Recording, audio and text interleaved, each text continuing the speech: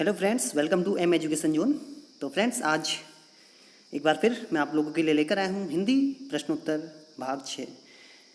तो फ्रेंड्स, जो भी आने वाली भर्ती परीक्षाओं की तैयारी कर रहे हैं तो हिंदी से संबंधित प्रश्नोत्तर के लिए आप मेरे इस चैनल से जुड़ सकते हैं। तो जो भी यहाँ पर नए व्यूअर्स हैं, मेरे इस चैनल को सब्सक्राइब करना ना भूलें। तो आज के इस वीडियो में हिंदी साहित्य और हिंदी व्याकरण के कुछ प्रश्न यहाँ पर संकलित किए गए हैं। तो चलिए देखते हैं आज की प्रश्नोत्तरी। तो पहला प्रश्न है, नील गाय शब्द में कौन सा समास है। तो देखिए, कई बार पूछे जाते हैं समास भर्ती परीक्षाओं में 1-2 नंबर के। तो नील गाय, देखिए यहाँ पर जो नील गाय है इसमें आपका होगा कर्मधारय समास। अब कर्मधारय समास क्यों है? देखिए, जो नील गाय है यहाँ पर जो गाय है उसकी विशेषता क्या है? नील, यानी कि नीली। तो जहाँ पर 2 पद होते हैं समास में और उसमें विशेषण विशेष्य या उपमान और उपमेय का संबंध होता है, यानी कि एक शब्द दूसरे की क्या बताता है? विशेषता बताता है या तुलना की जाती है। तो वहाँ पर क्या होता है? आपका कर्मधारय समास। तो जैसे नील गाय है आपकी, जैसे महात्मा है महान आत्मा, और जैसे आपका लाल मिर्च है यानी कि लाल रंग की मिर्च, तो मिर्च की विशेषता लाल है। तो ये सभी क्या होंगे? आपके कर्मधारय समास। इसके अलावा जो तत्पुरुष समास होता है, इसके बीच में क्या होते हैं? कारक चिन्ह होते हैं, कर्ता ने कर्म को करण से वाले।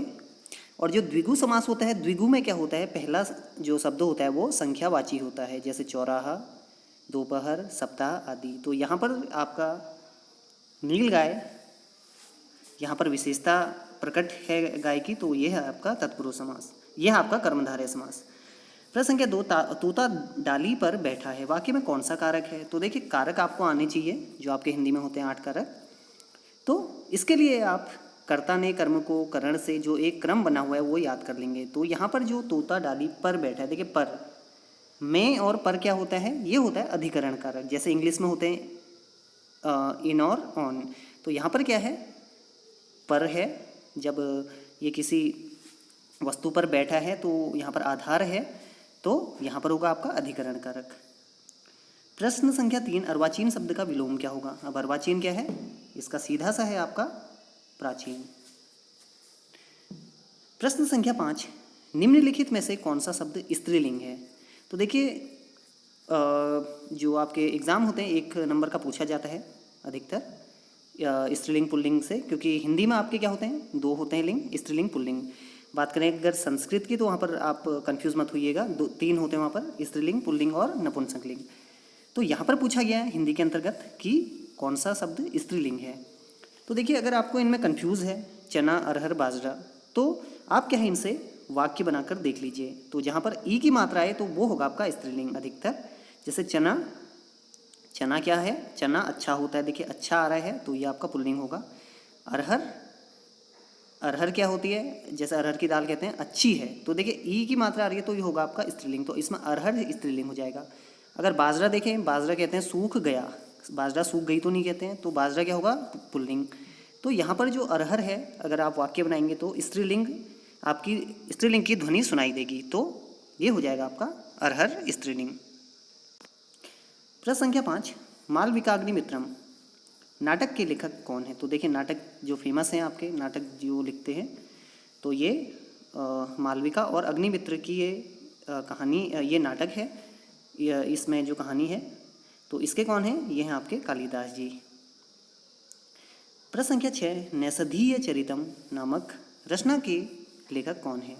तो नैषधीय चरित कई बार पूछा जाता है, तो ये आपके हैं श्री हर्ष।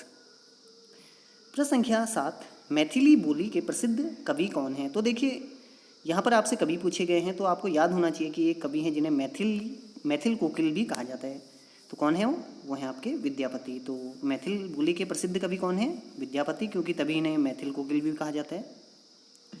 प्रश्न संख्या 8, प्रेम वाटिका नामक ग्रंथ की रचना किसने की? तो प्रेम वाटिका किसकी है? ये है आपकी रसखान जी की। प्रश्न संख्या 9, तो उससे पहले आप मुझे बताइए, जो रसखान थे इनका असली नाम क्या था? जो इनका मूल नाम था वो क्या था? ये आप लिख लीजिए, कई बार पूछा जाता है और पिछली भर्ती परीक्षा में पूछा भी गया है। अगला है, ज्ञानाश्रयी शाखा के प्रमुख कवि कौन हैं? तो देखिए जो आपका भक्ति काल है, भक्ति काल में दो तरह की काव्य धाराएं हैं। एक है ज्ञानाश्रयी, एक है आपकी राम भक्ति शाखा, और एक है आपकी सगुण भक्ति शाखा, एक है निर्गुण भक्ति शाखा। तो निर्गुण भक्ति शाखा में दो और है शाखाएं, एक है ज्ञानाश्रयी और प्रेमाश्रयी। तो ज्ञानाश्रयी में क्या आता है, जो संत काव्य है आपका, और प्रेमाश्रयी में आता है सूफी काव्य। तो यहाँ पर पूछा गया ज्ञानाश्रयी शाखा यानी कि जो संत काव्य है, इसके प्रमुख कवि कौन हैं? तो ये आपको याद होना चाहिए कि कबीरदास जी ज्ञानाश्रयी के प्रमुख कवि हैं। प्रश्न संख्या 10, विशिष्टाद्वैतवाद। आपको पहले भी बताया गया था कि आप सारे वाद याद कर लीजिए, चाहे अद्वैतवाद हो, द्वैतवाद हो, जो भी है। तो विशिष्टाद्वैतवाद के प्रतिपादन किसने किया? तो ये कौन थे आपके? रामानुजाचार्य। जबकि मध्वाचार्य ने क्या किया था? इन्होंने किया था, क्या किया था आपका याद होगा आपको, इन्होंने द्वैतवाद प्रतिपादन किया था। वल्लभाचार्य ये पुष्टि मार्ग के भी हैं, स्थापना की थी इन्होंने, आपको पता होगा। और साथ ही इनका क्या था, जो आपके वल्लभाचार्य थे, द्वैतवाद। प्रश्न संख्या 11, निम्नलिखित में से किसने पुष्टि मार्ग की स्थापना की? तो पुष्टि मार्ग की स्थापना देखिए किसने की? वल्लभाचार्य, अभी आपको बताया था। प्रश्न संख्या 12, ब्रज भाषा के प्रसिद्ध आधुनिक कालीन कवि कौन हैं? तो देखिए ब्रज भाषा, तो यहाँ पर समझिए कि जो ब्रज भाषा है आधुनिक काल में, आपको पता होगा कि कौन से कवि हैं इसके, जिन्होंने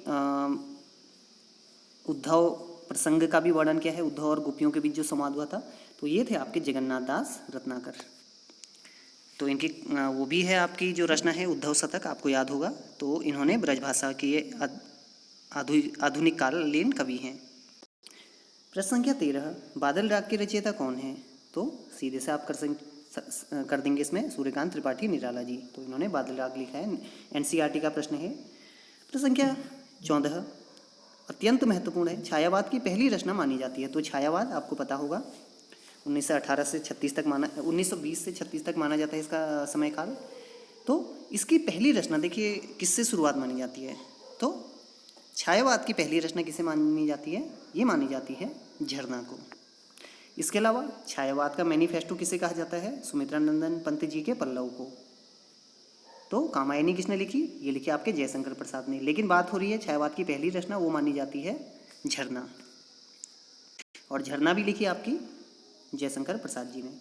प्रश्न संख्या 15, अष्टछाप की स्थापना कब हुई? देखिए अष्टछाप से आप मान के चलिए एक ना एक प्रश्न पूछा जाएगा, किसी भी तरह का, चाहे कवियों का पूछा जाए, चाहे उसकी जो स्थापना की उनका पूछा जाए। तो देखिए जो अष्टछाप है इसकी स्थापना गोस्वामी विट्ठल नाथ जी ने की थी। और कब की थी? ये की थी 1565 ईस्वी में। प्रश्न संख्या 16, गोस्वामी विट्ठल नाथ जी ने पुष्टि मार्ग को जहाज किसे कहा है? तो किसे कहा है पुष्टि मार्ग को जहाज? ये कहा है सूरदास जी को। ये देखिए बहुत इंपॉर्टेंट क्वेश्चन है, इसे आप इंपॉर्टेंट कर लीजिए, नोट कर लीजिए। पुष्टि मार्ग को जहाज किससे कहा गया है? तो ये सूरदास जी हैं। प्रश्न संख्या 17, तानसेन के आचार्य गुरु कौन माने जाते हैं? तो जो तानसेन थे, देखिए ये जो कवि जो आपके अकबर थे, उनके जो नवरत्न थे उनमें से एक थे तानसेन, महान संगीतज्ञ। तो इनके जो गुरु हैं कौन माने जाते हैं? ये माने जाते हैं स्वामी हरिदास। प्रश्न संख्या 18, वात्सल्य और श्रृंगार का सम्राट किस कवि को माना जाता है? तो देखिए वात्सल्य रस यानी कि जिसमें बाल लीलाओं का वर्णन किया जाता है, बच्चों की लीलाओं का वर्णन किया जाता है, यानी कि जैसे बाल कृष्ण का, वह श्रृंगार का सम्राट किस कवि को माना जाता है? अब आपको पता होगा कि इस मामले में जो सूरदास हैं उनका नाम सर्वोपरि आता है। तो वात्सल्य और श्रृंगार का सम्राट किसे माना जाता है? सूरदास जी को। प्रश्न संख्या 19, कृष्ण गीतावली के रचनाकार कौन है? सूरदास, तुलसीदास या रसखान? ध्यान दीजिए, कृष्ण गीतावली, हालांकि जो तुलसीदास जी थे वे राम भक्त कवि हैं, लेकिन उन्होंने उनकी एक रचना कृष्ण पर भी आधारित है जिसका नाम है कृष्ण गीतावली। तो ये कौन है आंसर इसका? तुलसीदास जी। प्रश्न संख्या 20, मीराबाई का अंतिम समय किस मंदिर में व्यतीत हुआ? तो किस में हुआ था? ये हुआ था गौ रणछोड़ मंदिर। प्रश्न संख्या 21, संतन को कहाँ सीं करी सो काम किस की पंक्ति है? तो विद्यार्थियों इसे भी आप मान के चलिए इंपॉर्टेंट, कई बार पूछा गया है। तो यह है आपका कुम्भनदास जी का। प्रश्न संख्या 22, तुलसीदास जी ने अपना रामचरितमानस सबसे पहले किसे सुनाया था? तो किसे सुनाया था? ये सुनाया था उन्होंने रसखान जी को। प्रश्न संख्या 23, नाभादास जी के गुरु का नाम क्या है? तो देखिए नाभादास जी के गुरु का नाम क्या है? ये है आपका अग्रदास जी। प्रश्न संख्या 24, गुरुमुखी लिपि में रामायण की रचना किसने की? अत्यंत महत्वपूर्ण प्रश्न है। तो गुरुमुखी लिपि में रामायण की रचना किसने की? तो ये की थी आपकी कपूर चंद्र त्रिखा ने। प्रश्न संख्या 25, रामचरितमानस का रचनाकाल क्या है? तो ध्यान दीजिए, जो रामचरितमानस है इसका रचनाकाल है 574 ईस्वी। कई बार संवत में पूछा जाता है, तो आप क्या करेंगे, इसमें 57 जोड़ देंगे तो वो आपका संवत में आ जाएगा। तो देखिए कंफ्यूज किया जाता है भर्ती परीक्षाओं में, कभी ईस्वी पूछ दिया जाएगा, कभी आपसे संवत पूछ दिया जाएगा। लेकिन याद रखिएगा कि अकबर के समय में इन्होंने रचना की थी, जो मुगल शासक थे अकबर, उनके समय पे की थी। कभी बार पूछा जाता है कि रामचरितमानस की जब रचना की उस समय जो दिल्ली के जो सुल्तान थे वो कौन, दिल्ली के जो आपके राजा थे कौन थे? वो थे आपके अकबर।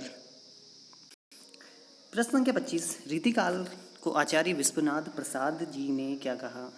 तो देखिए रीतिकाल को आचार्य विश्वनाथ प्रसाद जी ने क्या कहा? तो आचार्य विश्वनाथ प्रसाद मिश्र जी ने क्या कहा था इसे? उन्होंने कहा श्रृंगार काल। रीतिकाल को क्या कहा? श्रृंगार काल। जबकि अलंकृत काल किसने कहा था? ये कहा था मिश्र बंधुओं ने। श्याम गणेश और सुखदेव बिहारी जो 3 आपके मिश्र बंधु थे, उनको नाम भी याद कर लीजिएगा तीनों का, वो पूछा जाता है कभी। तो मध्यकाल किसने कहा? ये आप कमेंट के माध्यम से मुझे बताइए। प्रश्न संख्या 26 आचार्य शुक्ल ने रीतिकाल, जो ये नियमी हो गया रीतिकाल का प्रवर्तक किससे माना है? अत्यंत महत्वपूर्ण प्रश्न है ये भी। तो आचार्य रामचंद्र शुक्ल जी ने किससे माना है? ये माना है उन्होंने चिंतामणि जी को। तो ख बिल्कुल सही हो जाएगा। प्रश्न संख्या 27, देखिए कई बार ऐसे प्रश्न होते हैं जिनमें कोई खास बात होती है, तो खास चीज़ों पर ही हमेशा प्रश्न बनते हैं।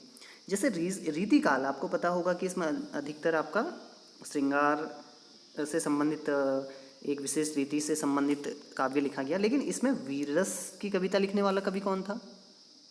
तो ये थे आपके भूषण।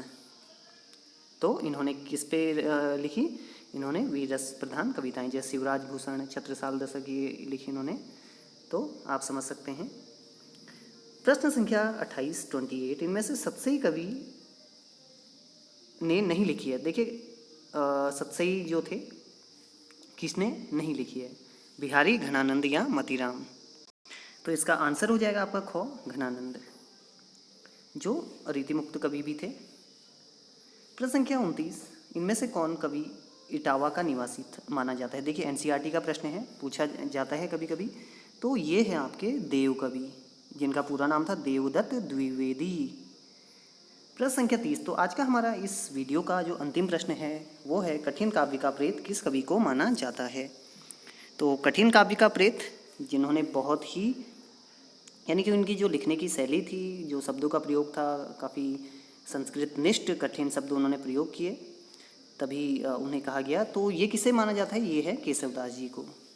तो ये कहा उन्होंने, किसने कहा? आचार्य रामचंद्र शुक्ल जी ने। तो विद्यार्थियों ये थे आज के 30 महत्वपूर्ण प्रश्नोत्तर। तो विद्यार्थियों उम्मीद करता हूँ आप लोगों को ये वीडियो ज़रूर पसंद आएगी और कई सवाल आने वाले एग्ज़ाम्स में भी आपको दिखाई देंगे।